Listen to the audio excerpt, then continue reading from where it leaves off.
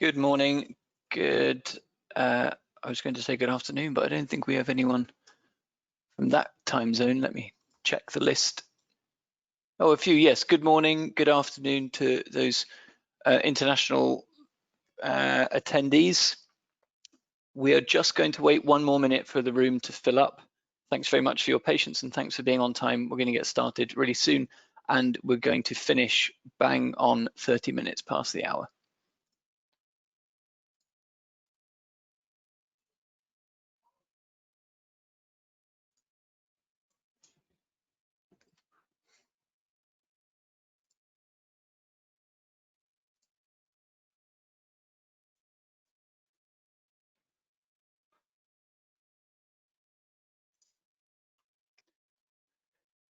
Good morning, everyone. Thanks for joining. There's a few more people coming into the room, so we're just waiting one more minute for them to file in virtually. Thanks for your patience. We're recording this session today, so you will get an automatic dispatch of the recording afterwards. If for any reason you don't get it or you need it sooner than this system gets it to you, just contact me and I will send you a recording.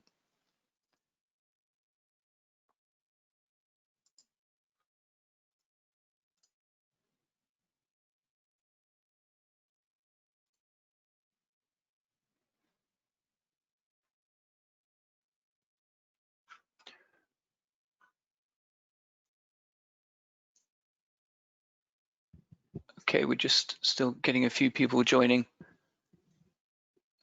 Hi, if you just joined, we're just about to get started. My name's George Preston. I'm the North America Sales Director for SpinetiX, and today we're looking at SpinetiX ARYA Enterprise.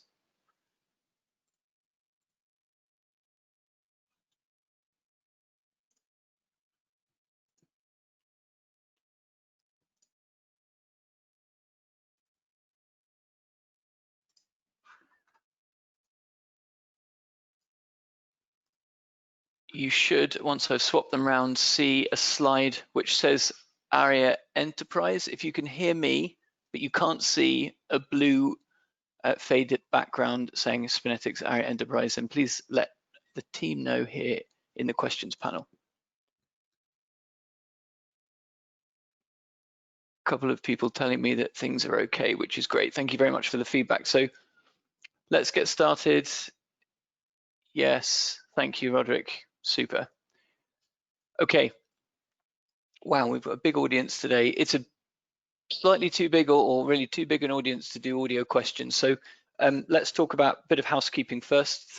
First of all, to the people who joined just in the last minute, welcome. Thank you very much for joining. My name's George Preston. I'm the North America Sales Director for SpinetiX. And today we're going to be looking at SpinetiX ARYA Enterprise, the cloud solution from SpinetiX.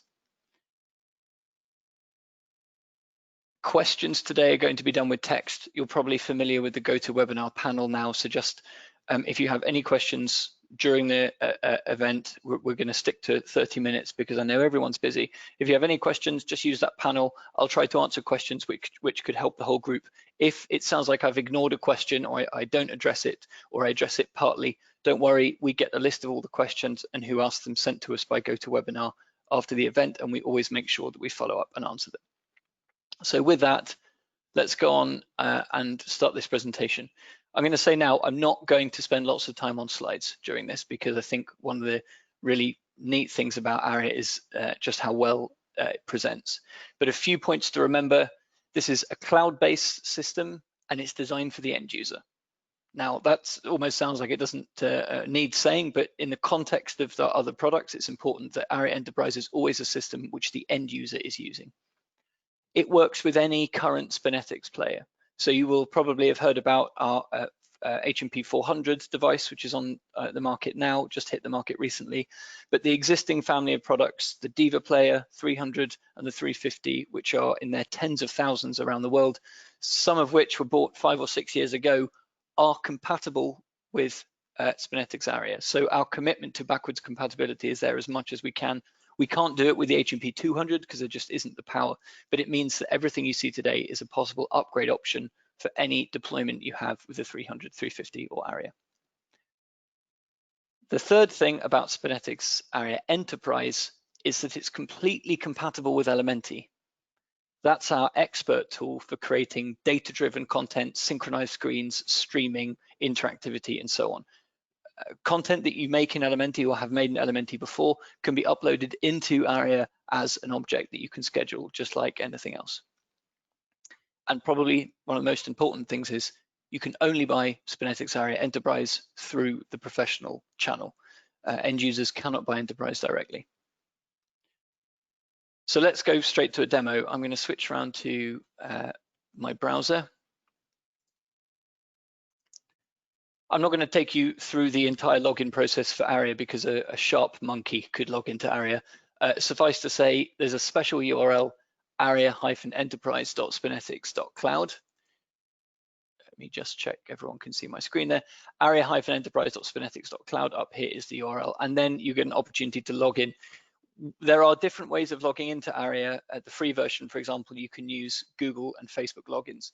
We recommend using creating a SpinetiX account, and that's because later with integration with Elementy, that's the only account type which is supported. So arya-enterprise.spinetics.cloud will push you to create a SpinetiX account.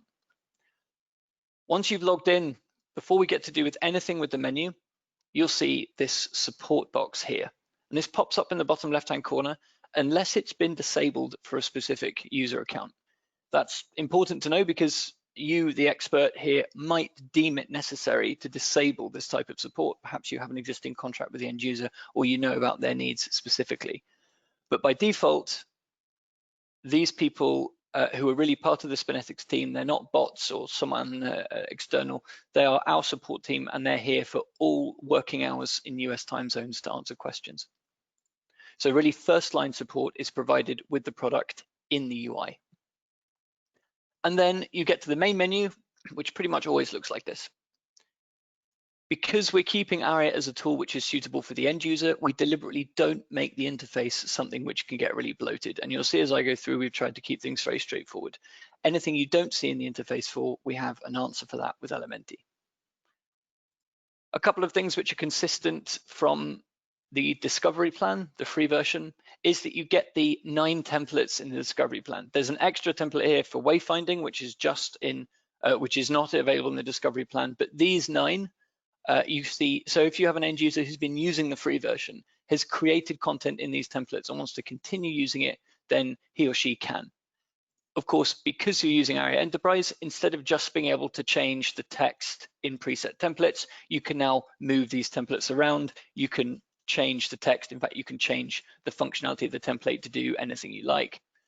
Just the same features as before with, for example, videos, we can do transparency. So I always, when I'm demonstrating ARYA, show people how this 2-step slide creation process gives them a real-time render of exactly what the layout is going to look like, including an animated video with transparency over the top.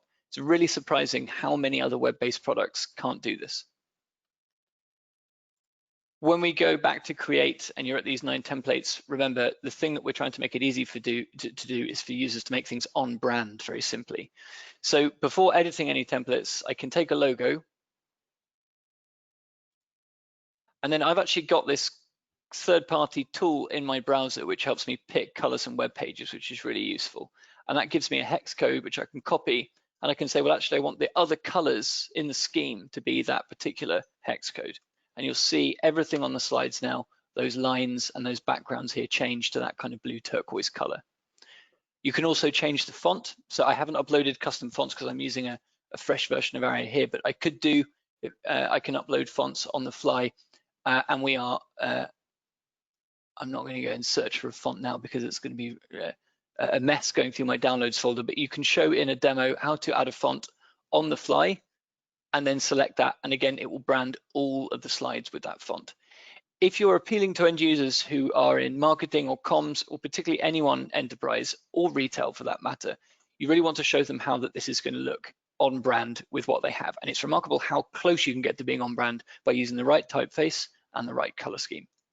So if I choose Noto Mono, I then have another set of colors to pick because these are the colors for the actual text. And I can save this. This is going to be now my compass style.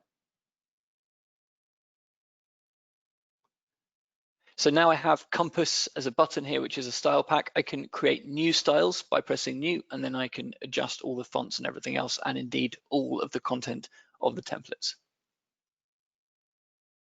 Someone asked about what the third-party color pick tool is in Chrome. It's really neat, and it's called Color Pick Eyedropper. I will endorse it completely because I know it's secure, it hasn't been sold or passed on or anything. It's very, very smart. A similar one if you want to grab fonts on web pages. So if you're doing a demo for a customer and you want to show them that you can get a typeface if there's a one similar to it, is Whatfont, W-H-A-T-F-O-N-T, and that will also let you hover over and find out what font is being used in a page. But if people are using ARYA Enterprise, they probably want something a bit more than what's in the free version. So let's go straight to using Custom Create. And this is really where we can show end users the power of having a self-service, free-form design tool.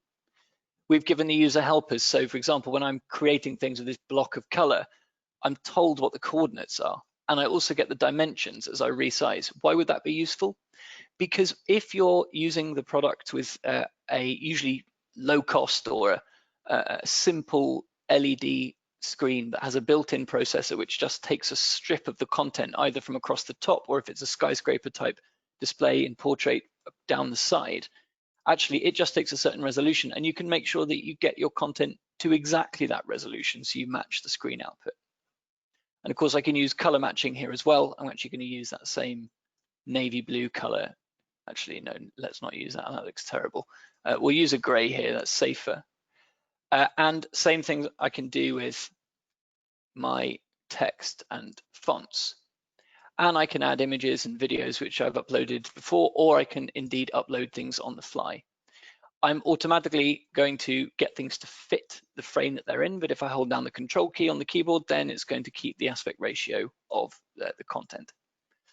So there's flat content here, clocks and images, but there's also dynamic content as well. Something like weather, for example, let's change it to a zip code. Someone in the comments, please give me an address or a zip code, because what I really want to demonstrate here is how this is truly international. We're using AccuWeather for weather. So we could use something like N79RD, which is a postcode I had when I lived in London. We can use a normal US postcode. We can use an airport code. We can really use anything. Thank you. Yeah, let's do that.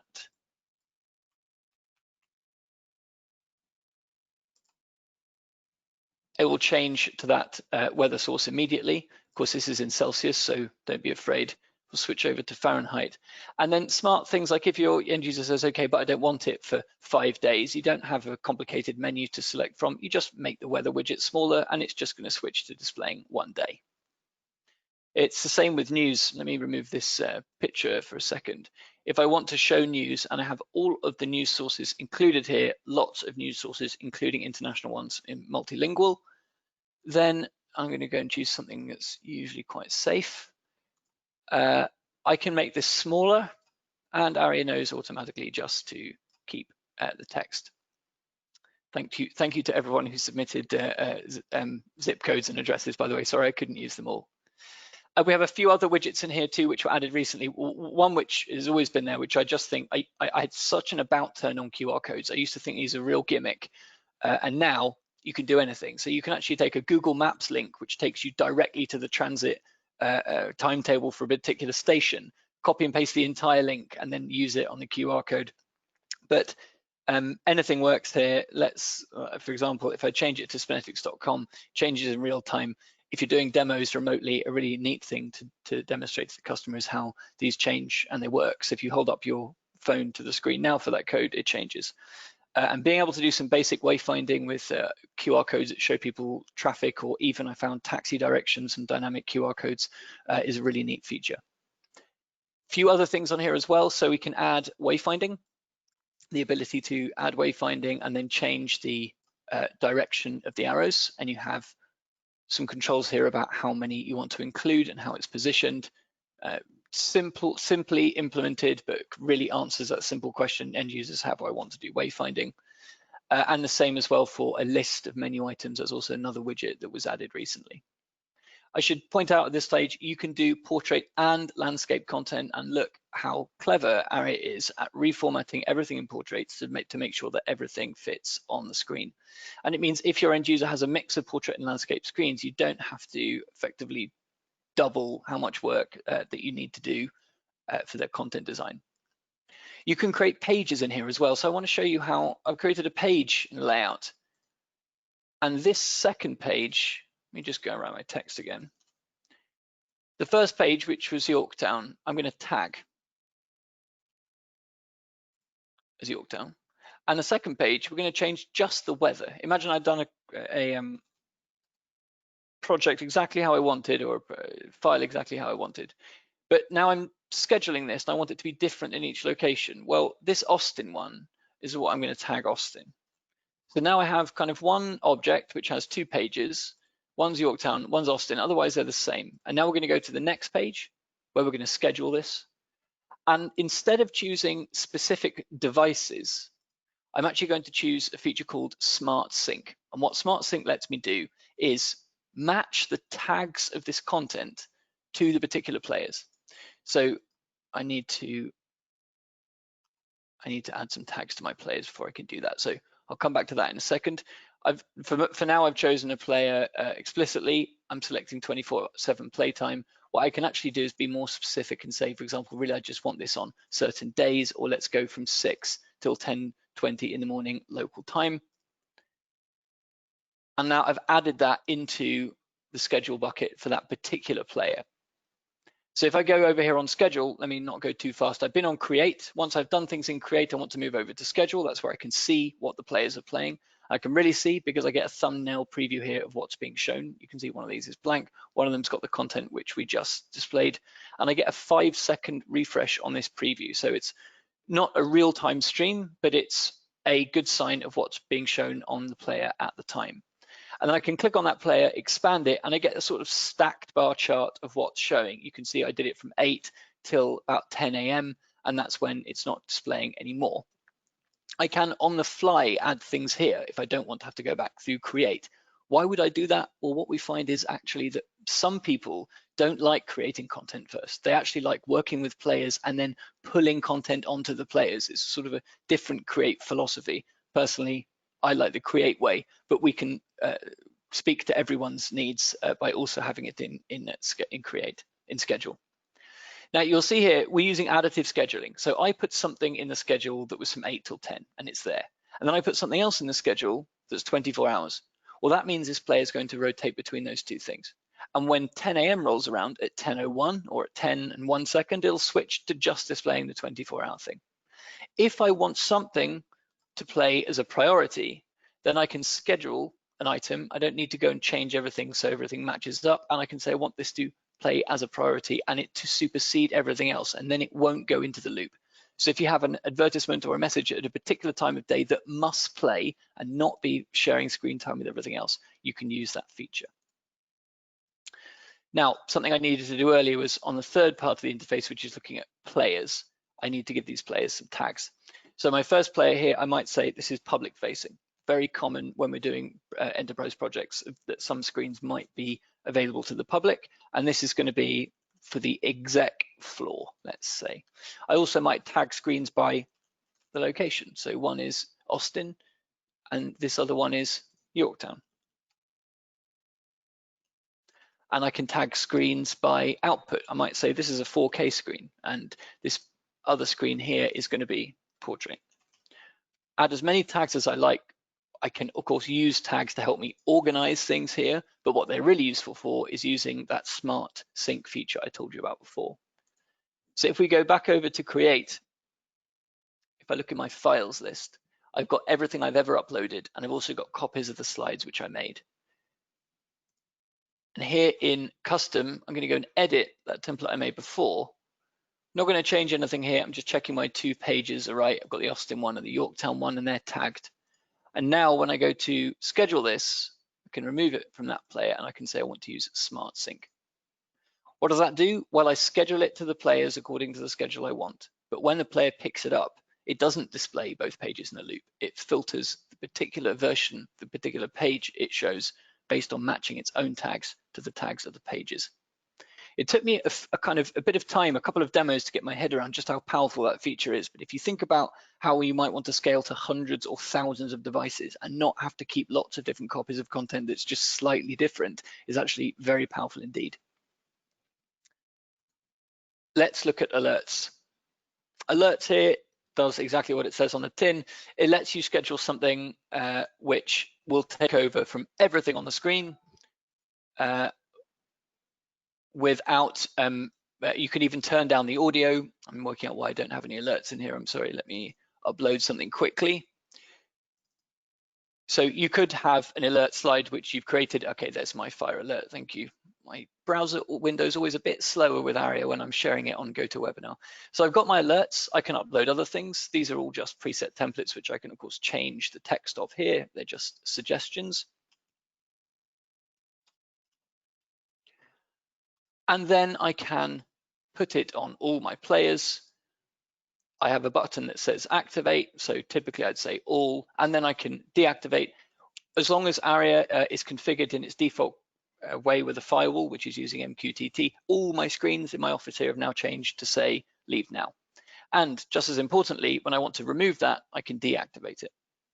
Now, often when I'm presenting and I'm involved in end user presentations, I have someone, normally quite a senior person, saying, I don't want to use the system, but what I really want to do is to be able to control everything on the screen with one click. Well, with one click, the activate button, he or she can do that. That's why we have duplicated this. If you think about it, this is a bit like just making something in the files menu, but we don't want that person to have access to all those things. We want to make the interface just work for them. So combining alerts with another feature down here, which is the ability to add user accounts, is really powerful. Because I can say, I want my Mr. Important User, let's call him Important Exec, acme.com, and then give him a temporary password. I now have a new user and I can toggle the permissions that I want to give this person. So in the unlikely event anyone in the call owns the domain acme.com, you could now go and thwart this, but I'm going to take a bet that we don't. So I don't need to log in as this person. I can select, well, actually, I want them to be able to modify, create, schedule, adjust players, or be an admin as well. I'm just going to say players. Now, I'm not going to go and log in as a person now, but if I were to, when Mr. Important logs in, he only sees alerts. He'll also see tutorials because that's always there, but doesn't see create, schedule, players. And it's the same principle for all of the other permissions as well. So we really remove complexity by just giving people visibility on what they have access to. Everyone following me so far? I know I've been going quite quickly. I want to see if a few more questions have come in, but I don't think so. So I think no questions is good news. Let's look at a couple of other things which might not be obvious just from first glance at the interface. One of them is file types. I have dragged and drop images and videos, very good. ARYA is transcoding all of your videos you upload. If you're using 4K, then natively we're doing 4K at 60 Hertz. Images which need to be scaled down because with today's smartphones, they're even much bigger than 4K. ARYA is taking care of all of that. Something we really wanted to avoid is that irritating scenario when you upload a 2 GB file, it gets to 99% and then says file is incompatible. I've seen that with other CMSs, infuriating. So ARYA is going to take anything you can throw at it and it's going to transcode. If it can't, it will tell you before it starts uploading a file is incompatible. But even then, there are other things in here that you can see that are not images or videos. One of them we can upload is a PDF. So you'll see that, let me find my PDF here. This is a brochure for the Aston Martin DB9. Now, the British car industry isn't what it was, but this legacy I'm quite proud of. The feature as implemented here is more powerful than anything I've seen locally on a local application for PDFs. It's remarkable how difficult PDFs are to wrangle. If you want to really turn them into JPEGs or you want to pick pages, you've got to use a sort of shady online service, which I'm never very comfortable about. Here, I've uploaded a PDF. All the pages are individual pages, just like they were in my layout I made. I can remove pages. I can make copies of pages if I want to. I can even add to pages. So if I wanted to take this catalog page, actually make this something that was more pertinent to what I'm doing, I'm going to make this thing behind it, and I'm going to pick out that particular gray from the Aston Martin page, which is this color. And then I'm stealing that color. Now there's also the Aston Martin font, which is available. Oh, I've picked the wrong one, but you get the picture. There's the Aston Martin font, which is available. And I showed a longer demo where I really made something in here which augmented this to make it good for a showroom. And we can add other things as well. If, for example, you wanted to give people QR codes, or you wanted to give them directions, scrolling text, or whatever. Really powerful, because it means that if a client says, I just had have a PDF, deal with the PDF. You can take the PDF into ARYA, use it as an asset, and then just pick the pages and the elements you want and make it into something more useful. We're at 5 minutes until the end. I want to show you one last feature, and then there's a few slides which can show you how to get started. You'll notice there's another kind of project, another kind of file type in here, which is not an image or a PDF or a video. It's actually a whole Elementy project. This is really exciting, because it means if you're an existing user, reseller, expert with SpinetiX Elementy, this tool, which you all know, I'm using some COVID content here, which we had created, and you'll see this is an Elementy project. It's got layout, it's got text, it's got all the things that you want to leverage in Elementy. That you can upload this project, and in fact, you can publish now directly from Elementy, not just to players on a LAN, but you can publish at the same time into a connected ARYA cloud account. And there that project appears. I can't edit it. It's a flat image, so it's still live, and any Office 365 social network connectivity, synchronization all works, because it's a real running Elementy project. But the end user doesn't edit it, because Elementy is a delineation we have for the expert side of this product. And that's very powerful, because it means that you can demonstrate here a kind of really Fisher-priced end user ready design. And when you have demands which are more complex, particularly when it talks about going off the third-party data sources, that's when you introduce Elementy as the tool in which you're an expert and you can help the end user. Now, many end users will say, well, actually, we want access to this tool as well, and which is absolutely fine. Of course, this is still a tool that you can give training on and sell to end users, but we're no longer reliant on having to demonstrate everything in Elementy for what ultimately might be quite a simple project. Now, there's more to discover in ARYA, and of course, there's much more in Elementy, but hopefully this has shown you the essentials. What I want to now show you is how you can take advantage and get an account yourself. So just quickly, enterprise, this is only sold through the channel. So pricing here is depending on your territory, your distributor, and if you're an end user, your vendor reseller. It's billed by invoice. You don't need to have an end user pay in advance with a credit card. No limit on the number of devices. Storage is something you can talk to us about. By default, it's 10 gigabytes per player, but really this is consider enterprise to really be the beginning. Multiple users, 10 by default, but if you have 1,000 users, that's possible, and there's no charge for extra users. User roles and rights, as I mentioned, creating your own templates with drag and drop, smart tagging, and real-time alerts. They're all the things which are unique to this enterprise version, contrast to the free version. And you can then add the power of those 250 data-driven widgets in Elementy into ARYA. So you're really using ARYA to augment what you can do with Elementy, either just as a distribution tool for Elementy, or the end user thinks, well, actually, I've got some screens which are more complex and some which are simple. All of them I can see in ARYA, but I can manage the ones that I'm confident with on the simple side. This is important. I said at the beginning, this is compatible with all our existing devices, but really there are naturally some limitations, because each device has its own constraints. So everything you can do in the ARYA cloud, everything you saw today except the Elementy content, can be done with all of our players, Diva, HMP 300, 350, and then the new 400 and the 400W. But if you want to introduce Elementy content, then you need to be using either the HMP 300 or greater, if you like. And then naturally, the HMP 350 gives you custom output resolutions, video walls, things. You need the HMP 350 for those. If you try to introduce an Elementy project into a Diva player in ARYA, it will just appear as a blank space on the screen. So someone said, can we use a Diva player? You can absolutely use a Diva player for everything you see in the web. The 400 and the 400W, it's the same, of course, because that's one hardware variant. You just need to make sure that you have the right DSOS activation license.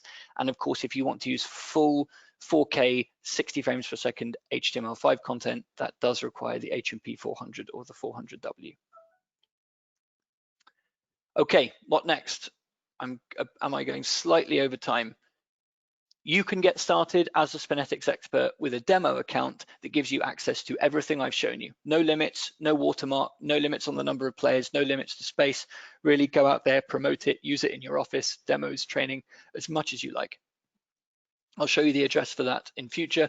The way to then sell ARYA Enterprise is once you have a commitment from a customer, you then talk to your distributor. If you're in a territory without a distributor, talk to your SpinetiX account manager and request an account for that customer. All you need is some basic details, which will tell you. Then you can set up the customer's roles and players. That's your opportunity to stay close to your end user. And then remember to invoice the customer, set yourself a reminder to re-invoice them or to renew annually, and you can sell several years in advance. And then the normal work of delivering the players, installing them to a network. You even have the Wi-Fi option with the HMP 400W. We will then invoice you will invoice your customer. To get that demo account and to get started, and by the way, your demo account is exactly like a proper end user enterprise account, so the processes are very similar, but you can get one without having to speak to us. You get it by going spinetiX.com/ARYA-form. Simple form that just asks you a couple of details, nothing about your opportunity or anything like that. We will then create an account. It says 48 hours, but actually most of these get approved within an hour or so. We just need to press a button and make sure that you're a reseller. And then get started without any restrictions, add all your devices. If you're new to SpinetiX entirely and you don't have any devices, it's true that you can demo the interface, but it's a bit limited about being able to do tagging, of course, because there are no players to tag. We have a few players set up in our office that you can use remotely. If that's the case, just get in touch. My email address is GPR, Golf Papa Romeo @spinetiX.com, or you can contact our whole team, sales@spinetiX.com as well. Thank you very much. That's everything from me. I saw a few questions coming a bit later. We're going to answer those separately. And of course, you will get the recording. Thank you very much, everyone, for tuning in. I'm sorry we've gone a couple of minutes over. Please enjoy your day or your evening if you're in the more eastern parts of the world. And don't hesitate to contact me in the US. 832-406-9792 is my number, or it's gpr@spinetiX.com.